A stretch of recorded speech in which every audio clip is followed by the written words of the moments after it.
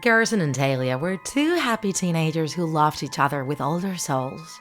They had just finished high school and were preparing to go to university together. Everyone said they were made for each other, and although they weren't engaged, they had each given each other a ring symbolizing their union. That same summer, Garrison began to suffer constant dizziness and headaches.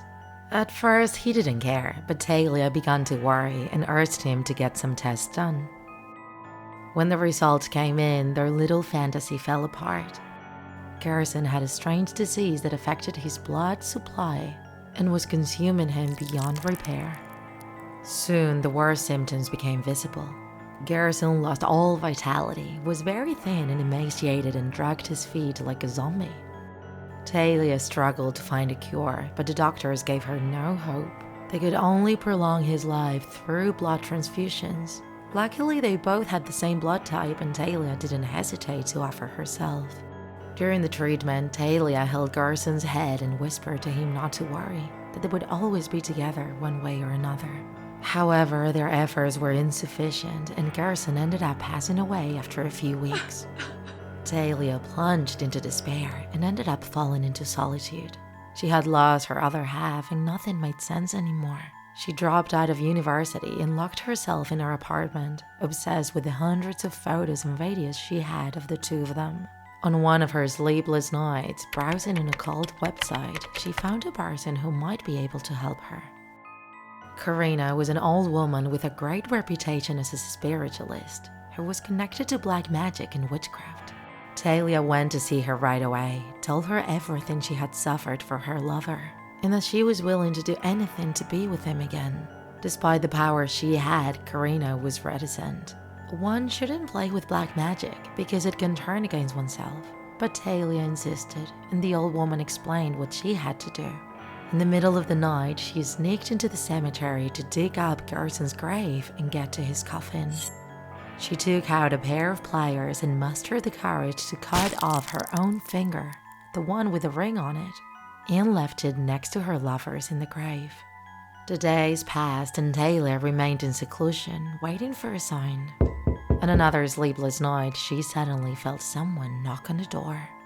When she looked out the window, her heart stopped at the sight of Garrison's figure, his beaming smile glowing in the dark. She ran to the door, but she fell apart when she opened it and she saw no one outside.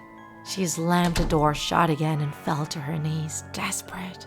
Lack of sleep and appetite began to take a toll on Talia's health, making her appear increasingly thin and haggard. She had no enthusiasm for anything and walked with her head down, hunched over on her right side as if she were dragging a great weight.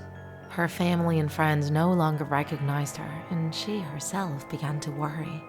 She tried to take care of herself a bit, eat more and rest, but she couldn't get better.